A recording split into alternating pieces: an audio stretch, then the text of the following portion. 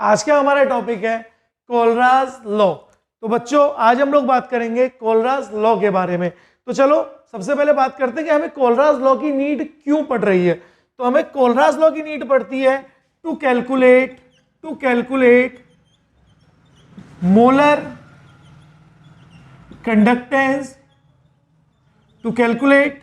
Molar conductance, and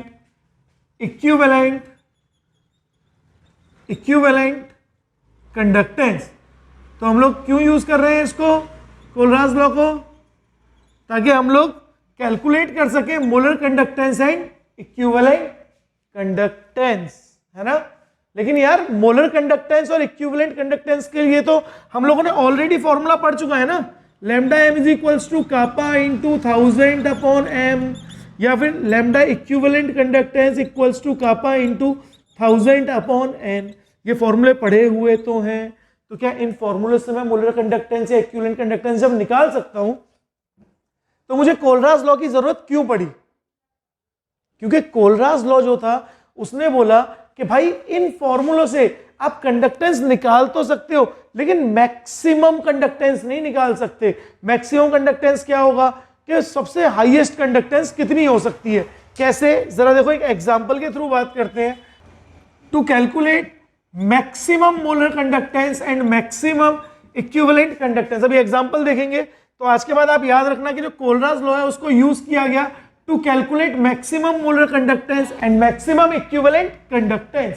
तो Kohlrausch law जो है उसको हम लोग मैक्सिमम मोलर कंडक्टेंस और इक्विवेलेंट कंडक्टेंस के लिए यूज करते हैं। नाउ अब एक एग्जांपल के थ्रू बात करते हैं कि भाई कोलराज ने ऐसा क्या किया कि आप लोग मैक्सिमम मोलर कंडक्टेंस निकाल रहे हो।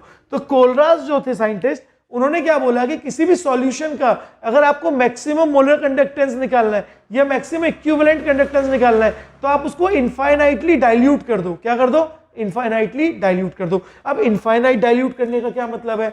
भाई मैंने 1 चम्मच नमक लिया और उसमें क्या किया, 1000 लीटर पानी डाल दिया, तो क्या हो गया? क्या इनफाइनाइट डाइल्यूट हो गया ना? अरे नहीं हुआ। सुनो, इनफाइनाइट का जो है मतलब हर एक चीज के लिए अलग अलग होता है। जैसे एक छोटा सा बच्चा है, उसको आप बोलोगे पता दिल्ली ज्यादा दूर है या चांद, तो क्या बोलेगा? दिल्ली ज्यादा दूर है। क्यों? चांद तो दिखाई दे रहा है। तो इनफाइनाइट का मतलब क्या होता है? सबके लिए वेरी करता है। अब यहाँ पे इनफाइनाइट का क्या मतलब है? अभी इन आयंस के बीच में कोई ना कोई फोर्स ऑफ अट्रैक्शन होगी। सपोज दैट मैं इसको Na पॉजिटिव लिख देता हूं और यहाँ पे इसको Cl नेगेटिव लिख देता हूं, तो अभी इनके बीच में कोई ना कोई इंटरेक्शन होगी। अब इंटरेक्शन होने की वजह से क्या होगा, ये अपना 100% नहीं दे पाएंगे। क्यों?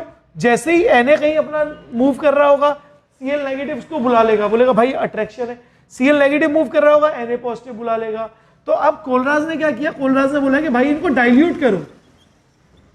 क्या करो? इनको डाइल्यूट करो। तो जैसे ही इसको डाइल्यूट करेंगे तो कोलराज हम क्या कर रहे हैं? इसमें पानी डाल रहे हैं। तो कोलराज ने क्या बोला, अब जब तक इसमें पानी डालो, जब तक इन दोनों आयंस के बीच का फोर्स ऑफ अट्रैक्शन खत्म नहीं हो जाए।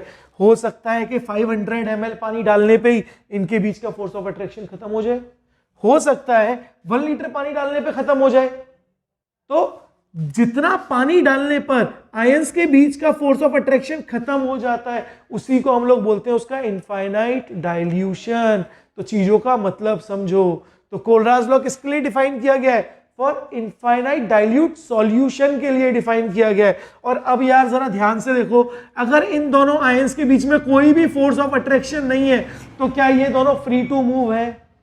इन्हें अब एक दूसरे से कोई मतलब ही नहीं है, कोई अट्रैक्शन ही नहीं है, अब फ्री टू मूव है। तो अब क्या करेंगे? दोनों अपना 100% देंगे। दोनों क्या करेंगे? अपना 100% देंगे। दोनों यूपीएससी क्रैक कर देंगे, है ना? यही तो होगा, है ना? तो दोनों ने क्या किया? अपना 100% दिया, और दोनों के 100% देने की वजह से क्या होगा? जो कंडक्टेंस है वो क्या हो गई? मैक्सिमम हो गई, चाहे वो मोलर हो चाहे वो इक्विवेलेंट हो। अब एक चीज और सुनो, जो मैक्सिमम मोलर कंडक्टेंस है उसको कई बार हम लोग बोलते हैं लिमिटिंग मोलर कंडक्टेंस। जो मैक्सिमम मोलर कंडक्टेंस है उसको हम लोग क्या बोलते हैं? Limiting molar conductance. Same maximum equivalent conductance को आप लोग क्या बोलते हो? Limiting equivalent conductance. तो या तो आपको मैक्सिमम मोलर कंडक्टेंस पूछा रहेगा या लिमिटिंग मोलर कंडक्टेंस पूछा रहेगा।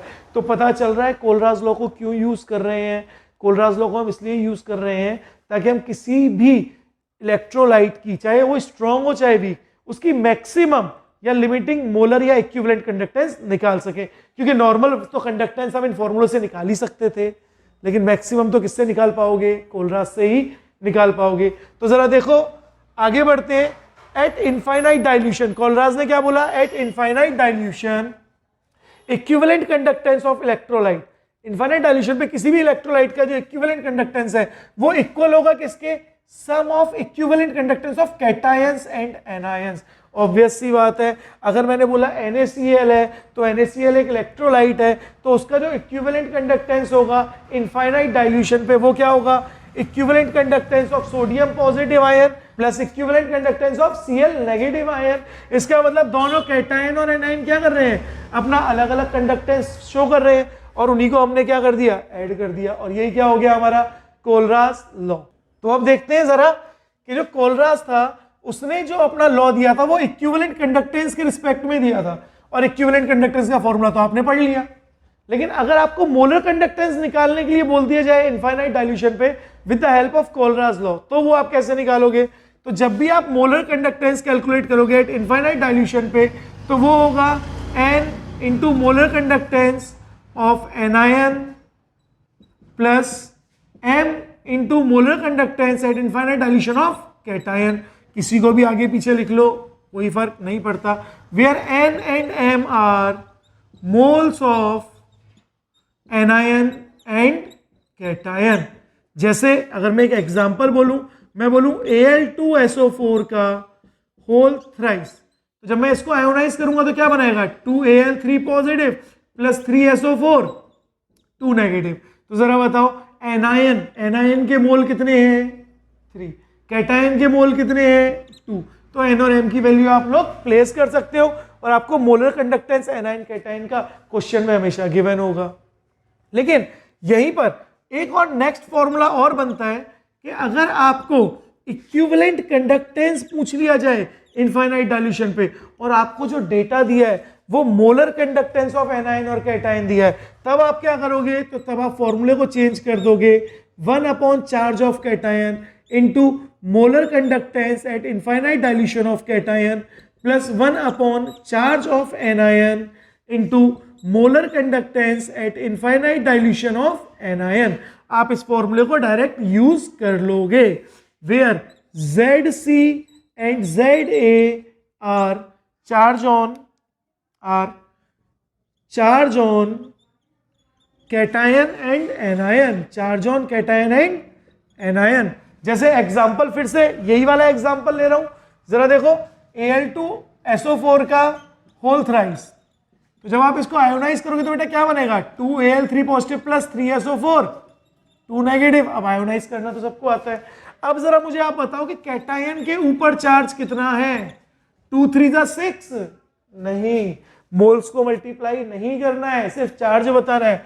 तो charge on cation is +3 and charge on anion is -2। अब आप चार्ज को यूज नहीं करोगे ना, यानी आप क्या करना है? आपको चार्ज के साइन को यूज नहीं करना, आप सिर्फ क्या करो? उसका मैग्नीट्यूड यूज करो। तो ये बेटा 3 फॉर्मूले बनते हैं कोलराज लॉ से, जिसकी हेल्प से अपन लोग यहाँ पर न्यूमेरिकल्स करेंगे। तो यही है हमारा कोलराज लॉ। नेक्स्ट लेक्चर में हम लोग बात करेंगे एप्लीकेशंस ऑफ कोलराज लॉ। तो आज के लिए इतना ही, बाकी पढ़ेंगे नेक्स्ट लेक्चर।